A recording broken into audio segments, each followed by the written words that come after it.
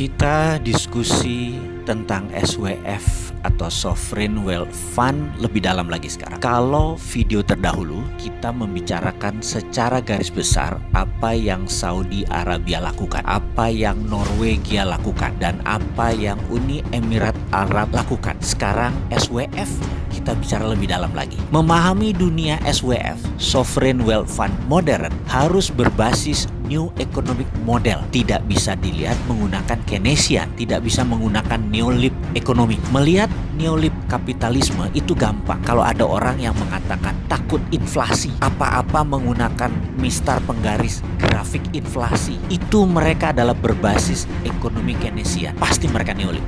New Economic Model bisa nggak ada inflasi walau duitnya dicetak dari tin air, dari angin. Contoh sederhana, kalau kita cetak uang 100.000 dari angin, lalu kita kasih ke mbok-mbok di pasar, uang tersebut dia beli 10 kilo jagung misalnya. Lalu jagung tadi dia buat perkedel jagung yang dia goreng, lalu dia jual, dia dapat 100 buah perkedel jagung dan dijual masing-masing satuannya adalah Rp2.000. Dengan cara ini ada inflasinya nggak? Inflasi itu kalau duit diam, kalau nabung makan bunga itu inflasi. Kalau beli barang impor konsumtif itu pasti inflasi. Kita kembali ke pelajaran ala Neolibs di chapter yang lain. Sekarang kita ingin negara kita tidak berhutang lagi. Setuju ya? Masih mau coba pemahaman ekonomi Neolibs atau mau menggunakan modern ekonomi teori? Masih belum kapok ya?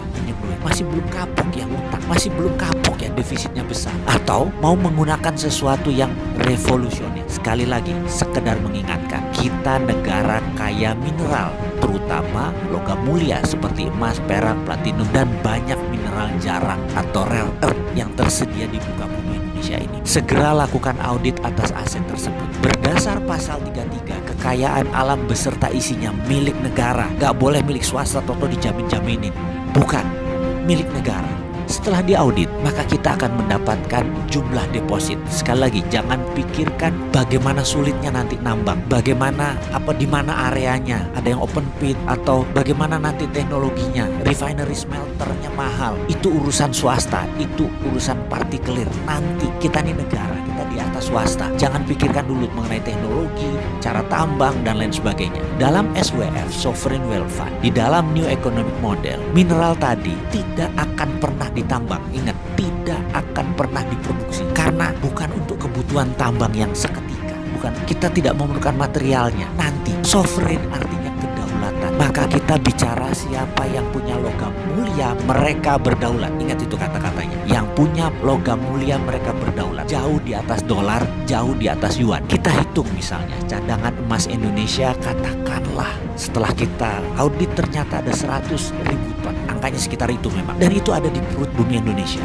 Maka 100.000 ton tadi kita terbitkan surat berharga. Dan inilah harta Indonesia. Tidak ada satupun negara yang menolak bahwa itu adalah hartanya Indonesia. Nilainya bisa bilion-bilion dolar. Jauh di atas kekayaan Amerika, jauh di atas kekayaan Cina. Lalu katakanlah yang 20% senilai 20 ton kita mau jual sekarang. Siapa yang mau beli? Yang mau beli adalah negara yang miskin sumber daya alamnya. Katakanlah India. Mereka katakanlah mau membeli 1% atau 1.000 ton. Ya bayar sekitar 40 bilion dolar atau sekitar 600 triliun rupiah. Atau Papua Nugini mau membeli 0,2%, perlu 200 ton emas, ya bayar 100 triliun rupiah. Dengan surat berharga tadi, mereka bisa memprint mata uang negara mereka sendiri. Mau 10 kali lipat, 100 kali lipat, ya monggo. Sekedar mengingatkan, 78,5 ton deposit Bank Indonesia yang saat ini kita miliki nilainya 50 triliun. Money create kita adalah 5.000 triliun, alias kita mencetak 100 kali dari jaminan emas kita. Hal itu biasa saja dan itu lumrah. Sampai kapanpun sesungguhnya cadangan emas tadi tidak perlu ditambang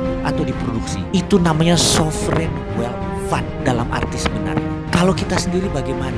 Kita mau nanya, berapa yang mau di-print? Berapa yang mau dipakai? Semua tergantung proyek berlapis 12 minimum. Lapis 12 itu seperti begini sederhananya. Kita punya 30 warteg. Kita mau buat warteg tersebut menjadi 100. Untuk menyuplai warteg tersebut kita perlu supplier ayam, perlu telur, perlu beras, jaringan distribusi, pupuk. Semuanya ikut dibangun. Sampai sawah, padi, pupuk, semua tanaman, pestisida, pabrik drone untuk nyiram pupuk cair tadi, semua dibangun sekaligus berlapis 12 tadi. Jadi jalan tol yang saat ini dibangun harus 100% produk lokal. Kendaraan yang isi pun TKDN-nya, lokal kontennya harus di atas 80%. Kalau perlu pakai baterai listrik yang 100% buatan Indonesia, sehingga tidak impor BBM. Dan kendaraan itu pun mendistribusikan hasil pangan, pupuk yang semua buatan Indonesia.